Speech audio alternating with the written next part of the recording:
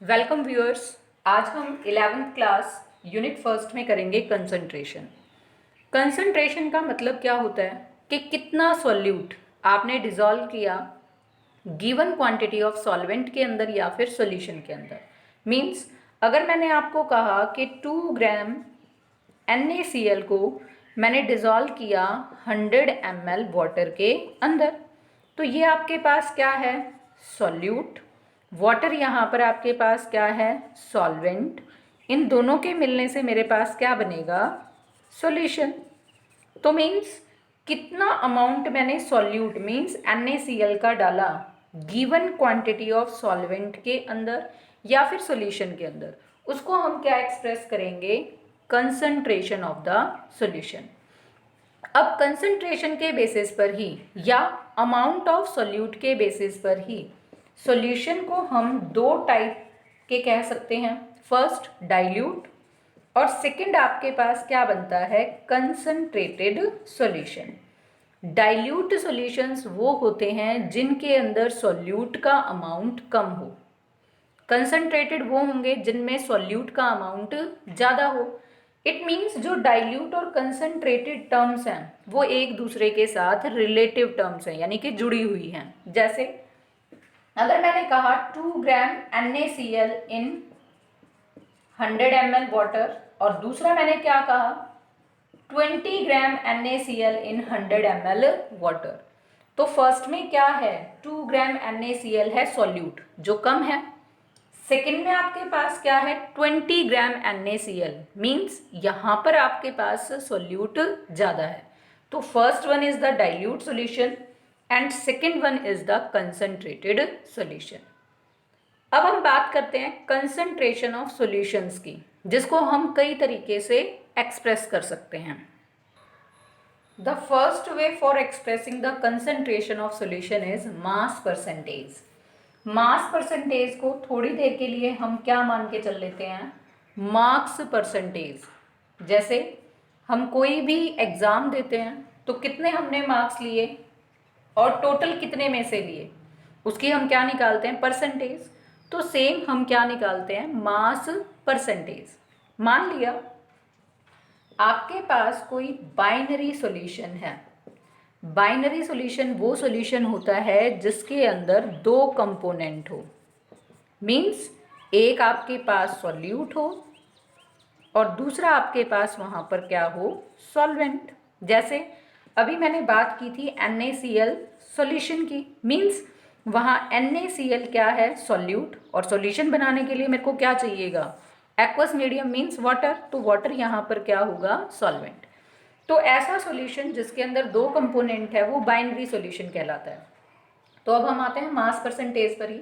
मैंने आपको क्या कहा कि हमने कंसीडर किया बाइनरी सॉल्यूशन जिसके अंदर दो कंपोनेंट है, एक A और दूसरा क्या है आपके पास? B। हमने माना कि WA क्या है? मास ऑफ A और WB आपके पास क्या हो जाएगा? Mass of B। तो अब यहाँ से मास परसेंटेज मेरे को निकालनी है किसकी? A की। तो हम क्या लिखेंगे यहाँ कि mass of A divided by total mass of the solution. अब टोटल मास ऑफ सॉल्यूशन में तो किसका मास है? A का भी है और B का भी है। तो हम करेंगे WA प्लस WB और परसेंटेज निकालनी है तो मल्टीप्लाई बाय 100। तो आपके पास यहाँ से क्या निकल जाएगी? मास परसेंटेज A की। ऐसे ही अगर मेरे को B की निकालनी हो तो हम क्या लिखेंगे? Mass of B divide by total multiply by 100। Mass percentage को हम एक्सप्रेस कर सकते हैं W/W से। इस फॉर्म में हम क्यों रिप्रेजेंट कर रहे हैं? क्योंकि मास ऑफ कंपोनेंट है और डिवाइड में क्या है? Total mass of the solution. तो इसीलिए हम इसको किस फॉर्म में एक्सप्रेस करते हैं? W/W से। अब मान लिया मैंने आपको कहा 10% ब्रैकेट में लिखा mass by mass means weight by weight भी बोल सकते हो, सॉल्यूशन ऑफ NaCl। तो इसका मतलब क्या है कि 10 ग्राम NaCl प्रेजेंट है कितने के अंदर? 100 ग्राम सॉल्यूशन के अंदर। या मैं इसको और भी क्या कह सकती हूँ कि 10 ग्राम आपके पास क्या है? NaCl in 90 gram of water. Water means यहाँ पर आपके पास वो कैसा है, सॉल्वेंट, क्योंकि सॉल्यूट प्लस सॉल्वेंट होकर ही आपके पास क्या आता है, सॉल्यूशन। जैसा अभी बताया सेम है यहाँ, और आपको यहाँ हिंट दिया है जो आपको क्या बता रहा है कि सॉल्यूट प्लस सॉल्वेंट मिलकर ही किसका निर्माण करते हैं, किसकी फॉर्मेशन करते हैं, सॉल्यूशन की। अब हम नेक्स्ट पर जाते हैं, that is the volume percentage. अगर आपके पास सॉल्यूशन में लिक्विड डिसॉल्व होता है किसके अंदर, दूसरे लिक्विड के अंदर, तो लिक्विड को तो हम किस में एक्सप्रेस करते हैं, वॉल्यूम की फॉर्म में। तो वहाँ पर आप मास परसेंटेज ना लेकर क्या लेकर चलेंगे, वॉल्यूम परसेंटेज। अब वॉल्यूम परसेंटेज को हम क्या डिफाइन कर सकते हैं, the volume of the component पर 100 parts by volume of the solution. Means कितना वॉल्यूम आपका सोल्यूट का या कंपोनेंट का प्रेजेंट है, 100 part by volume of the solution में। इसको हम एक्सप्रेस किससे करेंगे, V बाय V से, कि कितना वॉल्यूम सोल्यूट का सॉल्यूशन के अंदर है। एक और हो सकता है कि आपके पास जो सॉल्यूट है वो कैसा रहे, सॉलिड फॉर्म में, और दूसरा आपके पास किस में रहे, लिक्विड फॉर्म में। तो आप इसको W बाय V से भी एक्सप्रेस कर सकते हो, या फिर V बाय V से भी एक्सप्रेस करोगे। अब इसमें भी मैंने एक एग्जाम्पल लिया आपके पास, कि आपके पास बाइनरी सॉल्यूशन ही है, हमने कंसीडर किया बाइनरी सॉल्यूशन, जिसमें आपके पास अब की बार जो कंपोनेंट है उनका रिस्पेक्टिव वॉल्यूम हमने क्या लिया, VA और VB। तो अकॉर्डिंग टू डेफिनेशन आपके पास वॉल्यूम परसेंटेज क्या आ जाएगी, अगर हमें किसकी निकालनी है, वॉल्यूम परसेंटेज ऑफ A, तो वो किसके इक्वल आएगी, volume of A divide by total volume of A and B multiply by 100। इसको हम एक एग्जाम्पल लेकर चल सकते हैं। जैसे मैंने कंसीडर किया कि 10% solution of NaCl, 10% solution of NaCl, और मैंने ब्रैकेट में उसको किसकी फॉर्म में लिखा, वेट बाय वॉल्यूम की फॉर्म में, मींस मास बाय वॉल्यूम की फॉर्म में। तो हम इसका मतलब क्या कहेंगे, यहाँ 10% सॉल्यूशन ऑफ NaCl का मतलब है कि 10 ग्राम NaCl डिजॉल्व है 100 ml ऑफ सॉल्यूशन के अंदर। फर्स्ट एक्सप्रेशन में तो क्या था कि 10 ग्राम NaCl डिजॉल्व था 100 ग्राम ऑफ सॉल्यूशन, लेकिन अब यहाँ वॉल्यूम की बात है तो हमने क्या एक्सप्रेस किया, 100 ml ऑफ सॉल्यूशन। अब नेक्स्ट हमारे पास तरीका क्या है कंसंट्रेशन को एक्सप्रेस करने का, दिस इज ppm, पार्ट्स पर मिलियन। अब पार्ट्स पर मिलियन कब हम लेकर चलेंगे कंसंट्रेशन को एक्सप्रेस करने के लिए, जब आपके पास कंसंट्रेशन बहुत ज़्यादा कम अमाउंट में होगी। मीन्स जो आपके पास सॉल्यूट है वो बहुत ही माइन्यूट अमाउंट के अंदर, यानी कि ट्रेस क्वांटिटी के अंदर प्रेजेंट होगा सॉल्यूशन के अंदर। जैसे मान लिया मैंने एक बकेट ली फुल ऑफ वाटर, और उसके अंदर मैंने नियरली 1 ग्राम ऑफ NaCl को डाल दिया, तो वो क्या है, 1 बकेट फुल और 1 gram of NaCl, means negligible quantity रहेगा वो। तो वहाँ पर आप कंसंट्रेशन को एक्सप्रेस किसकी फॉर्म में करोगे, पार्ट्स पर मिलियन की फॉर्म में, मीन्स ppm की फॉर्म में।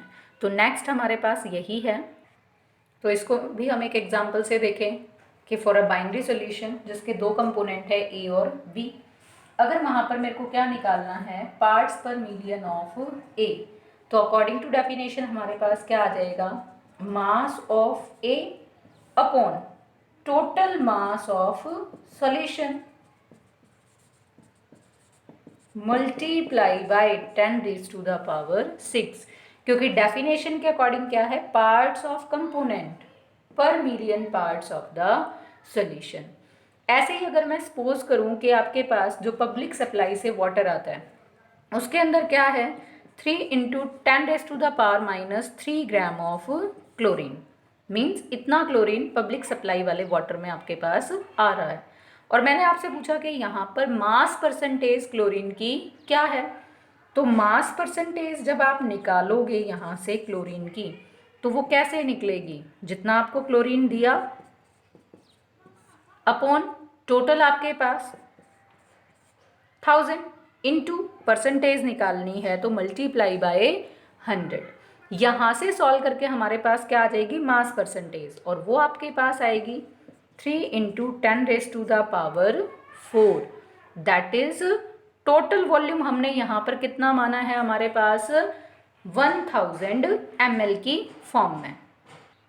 और अगर मैं इसी में आपसे पूछूं कि यहाँ पर ppm ऑफ क्लोरीन यानी कि पार्ट पर मिलियन ऑफ क्लोरीन कितना है, तो कैसे निकालोगे, 3 इंटू 10⁻³ अपॉन 1000 इंटू 10⁻6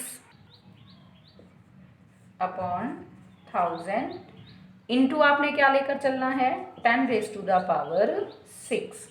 इसको जब आप सॉल्व करोगे तो आपके पास पार्ट्स पर मिलियन ऑफ क्लोरीन कितने आ जाएंगे, 3। तो कंसंट्रेशन एक तो आप इस फॉर्म में एक्सप्रेस करो और एक इस फॉर्म में एक्सप्रेस कर रहे हो या फिर इस फॉर्म में एक्सप्रेस कर रहे हो। ज़्यादा कन्वीनियंट हमारे लिए कौन सा है, जब आप सिंपल 3 की फॉर्म में उसको रिप्रेजेंट करते हो। जनरली जो ppm है वो एटमॉस्फेरिक पोल्यूशंस जो होते हैं सिटीज़ के अंदर हार्मफुल गैसेस की वजह से, उसको मापने के लिए काम में आता है। और जो कंसंट्रेशन एटमॉस्फेरिक पॉल्यूटेंट्स की होती है उसको जनरली हम किस टर्म में एक्सप्रेस करते हैं, मिलीग्राम पर मिली लीटर के अंदर। नेक्स्ट हमारे पास क्या आता है, स्ट्रेंथ। कंसंट्रेशन को एक्सप्रेस करने का एक तरीका क्या है, स्ट्रेंथ की फॉर्म में। मैंने यहाँ पर लिखा ग्राम पर लीटर, तो हम इससे स्ट्रेंथ को डिफाइन कर सकते हैं। Means gram of the solute present per litre of the solution is known as strength. जैसे हमने किसकी फॉर्म में किया था, वॉल्यूम परसेंटेज की फॉर्म में। तो अब हम यहाँ से स्ट्रेंथ को किसके इक्वल लिख सकते हैं, mass of solute in gram upon आपके पास क्या आ जाएगा, volume of solution in litre.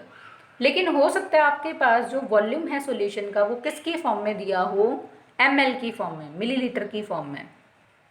और ये ज़्यादा कन्वीनियंट भी रहेगा कि अगर हम वॉल्यूम को किसकी फॉर्म में लेकर चलते हैं, ml की फॉर्म में। लेकिन जो आपके पास एक्सप्रेस की यूनिट है इसको एक्सप्रेस करने के लिए वो क्या है, ग्राम पर लीटर। मीन्स आपके पास 1 litre is equal to 1000 millilitre के। तो अब ml में अगर आपके पास है तो उसको लीटर में कन्वर्ट करने के लिए डिवाइड करोगे 1000 से, और वो फिर एक्सप्रेशन में कहाँ चला जाएगा, ऊपर। तो अगर वॉल्यूम ऑफ सॉल्यूशन ml में है तो यहाँ पर मल्टीप्लाई कितने से हो जाएगा, 1000 से। तो ये आपके पास क्या आ जाएगा, स्ट्रेंथ का एक्सप्रेशन। अगली जो हमारे पास कंसंट्रेशन को मेजर करने वाली क्वांटिटी है वो क्या है, मोलैरिटी, जिसको हम कंटिन्यू करेंगे अपनी नेक्स्ट वीडियो के अंदर। Thanks and have a nice day.